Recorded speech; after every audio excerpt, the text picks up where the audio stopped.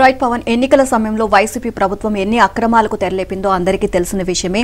So double triple ఎంట్రీలు, అలాగే ప్రతిపక్షాల సానుభూతి పరుల ఓట్లను తొలగించడం, మరోవైపు దొంగ ఓట్లు, ఇలా చాలా అక్రమాలకు తెరలేపింది. ఇప్పుడు వయోవృద్ధులు అలాగే దివ్యాంగుల పైన కన్నేసిందనే చెప్పాలి. వయోవృద్ధులు, దివ్యాంగులు వాళ్ళ శరీరం సహకరించదు పోలింగ్ బూత్ కు వచ్చి ఓటు వేయడానికి. సో దీనికి సంబంధించి ఎన్నికల కమిషన్ వీళ్ళందరికీ కూడా ఎవరైతే వయోవృద్ధులు, దివ్యాంగులు ఉంటారో వారి ఇంటి నుంచి ఓటు వేయొచ్చు అని చెప్పి ఆదేశాలు జారీ చేయడం జరిగింది. దీన్ని అదునుగా తీసుకున్న వైసీపీ ప్రభుత్వం వారి ఇంటికి వెళ్లి ఎవరైతే ఉన్నారో వీళ్ళు, సో వాళ్ళ ఇంటికి వెళ్లి మీరు గనక ఫ్యాన్ గుర్తుకు ఓటుకు వేయకపోతే గనక మీకు పెన్షన్లు ఆపేస్తామని చెప్పి భయపెట్టి వాళ్ళ ఓట్లు, అంటే ఎవరైతే వయోవృద్ధులు, దివ్యాంగులు ఉన్నారో వారి ఓటు ఫ్యాన్ గుర్తుకు పడేలా ఇలాంటి అక్రమాలకు తెరలేపబోతోంది అని మాత్రం తెలుస్తోంది.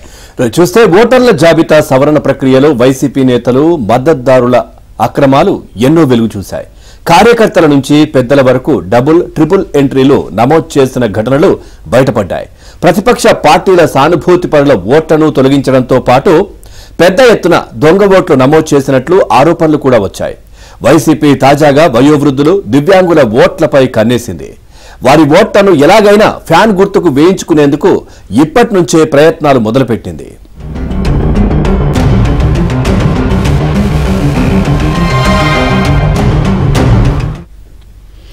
ఇక పోలింగ్ బూతులకు వచ్చి ఓట్లు వినియోగించుకోలేని 80 ఏళ్లు పైబడిన వయోవృద్ధులు, 40% కంటే ఎక్కువ అంగవైకల్యం ఉన్న దివ్యాంగులకు ఇంట్లో నుంచే ఓటు వేసేందుకు కేంద్ర ఎన్నికల కమిషన్ అవకాశం కల్పించింది. ఇటీవల జరిగిన తెలంగాణ అసెంబ్లీ ఎన్నికల్లోనూ ఈ అవకాశం ఇచ్చింది.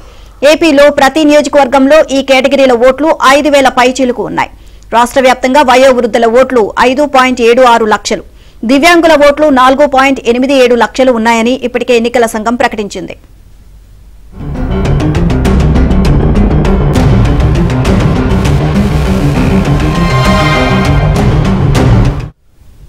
వయోవృద్ధులు, దివ్యాంగులు పోలింగ్ బూత్లకు వెళ్లకుండా ఇంట్లో నుంచే ఓటు హక్కు వినియోగించుకునేందుకు 12D ఫామ్ దరఖాస్తు చేసుకోవాలని ఎన్నికల నోటిఫికేషన్ విడుదలయ్యాక 5 రోజుల్లోపు ఆయా రిటర్నింగ్ అధికారికి దరఖాస్తు చేసుకోవాలి.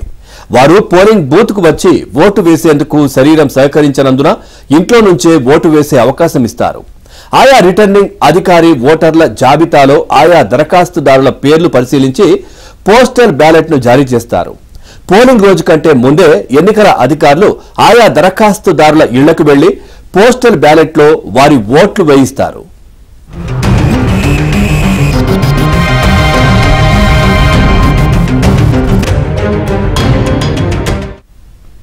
రాజకీయ పార్టీల ఏజెంట్లు కూడా ఆయా కుటుంబాల వద్దకు వెళ్లే అవకాశం ఉంది. వయోవృద్ధులు, దివ్యాంగులు సొంతంగా ఓటు వేసుకోలేని పరిస్థితుల్లో తాము సూచించిన వారి సాయంతో నచ్చిన పార్టీకి ఓట్లు వేసే అవకాశం ఉంది. ఈ నేపథ్యంలో ఈ కేటగిరీ ఓటర్లపై వైసీపీ నేతలు ప్రత్యేక దృష్టి సారించారు. జగన్ కు ఓటేయకపోతే పెన్షన్ రాదని భయపెట్టడంతో పాటు పలు రకాలుగా ప్రభావితం చేయాలని వ్యూహం పన్నుతున్నారు.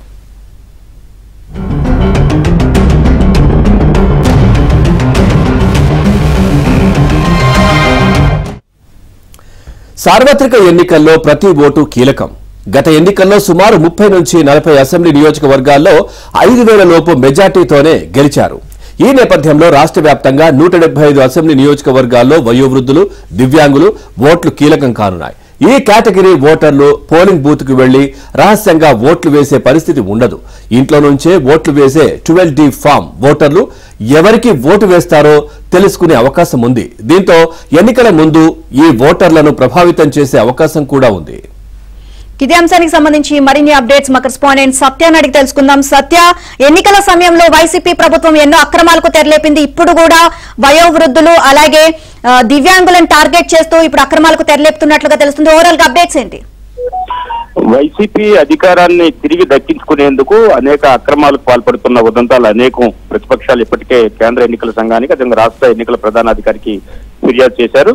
తాజాగా మరొక వ్యూహాన్ని వైసీపీ పార్టీ తెర మీదకు తీసుకొచ్చింది. వయోవృద్ధులు ఎవరైతే ఉన్నారో వాళ్ళు 12D ఫామ్ ను అనుసరించి దానికి దరఖాస్తు చేసుకుంటే వారికి ఇంటి వద్ద నుంచే ఓటు వేసే అవకాశం, అంటే 80 ఏళ్ల పైబడిన వారు ఇంటి వద్ద నుంచే ఓటు వేసే అవకాశం కేంద్ర ఎన్నికల సంఘం కల్పించింది. దీనికి సంబంధించి తెలంగాణ ఎన్నికల్లో కూడా ప్రయోగాత్మకంగా నిరూపించి ముందుకు తీసుకెళ్లే పరిస్థితి అయితే ఉంది. ఈసారి ఏపీ ఎన్నికల్లో కూడా దీన్ని వినియోగించాలని భావిస్తున్నారు. మరోవైపు 40% పైబడి వైకల్యం ఉన్నటువంటి దివ్యాంగులు ఎవరైతే ఉన్నారో వారికి కూడా ఇంటి వద్ద నుంచే ఓటు వేసే అవకాశం కల్పిస్తున్నారు. వీరిద్దరూ కలిపి ఒక్కో నియోజకవర్గంలో 5,000 మంది వరకు కూడా, సో సుమారు ఉంటారని ఓ అంచనా. గత ఎన్నికల్లో 30 నుంచి 35 సీట్ల వరకు కూడా 5,000 లోపు మెజార్టీతోనే ప్రతిపక్షం ఓడిపోవడం జరిగింది. కాబట్టి గెలుపోటములను 5,000 ఓట్లే ప్రభావితం చేసే అవకాశం ఉన్న నేపథ్యంలో పెన్షన్లు ఇచ్చే వాలంటీర్లు ఇప్పటికే వృద్ధులను పూర్తి స్థాయిలో మ్యానిపులేట్ చేసే ప్రయత్నం చేస్తున్నారు.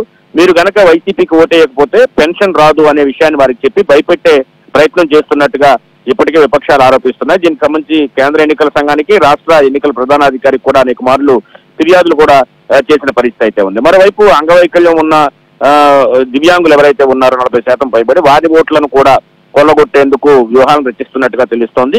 ఈ రకంగా 30 సీట్లలో ప్రభావం చూపించవచ్చని భావించడంతో ఇప్పటి నుంచే ఆ రకమైనటువంటి కుట్రలకు వైసీపీ తెరలేపినట్టుగా తెలుస్తోంది.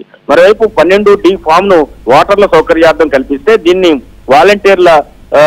వాలంటీర్లను ఉపయోగించుకుని తమకు అనుకూలంగా మలుచుకునే ప్రయత్నం వైసీపీ చేయడం పట్ల విపక్షాలు ఆగ్రహం వ్యక్తం చేస్తున్నాయి. ఇదే సమయంలో వారు కూడా అనేక మార్లు ఫిర్యాదు చేసిన పరిస్థితి అయితే ఉంది. పోస్టల్ బ్యాలెట్ వినియోగించుకునే వృద్ధులు, దివ్యాంగులే టార్గెట్ గా ఈ వ్యూహాన్ని అయితే పడినట్టుగా మనకు స్పష్టమవుతుంది. ఇప్పటికే డబుల్ ఎంట్రీ ఓట్లు సాక్షాత్తు సద్దల కుటుంబంలో కూడా ఉండడం కూడా మనం చూసాం. ఇటువంటి అక్రమాలకు మరిన్ని తెరలేపే అవకాశం ఉందని విపక్షాల ఆందోళన.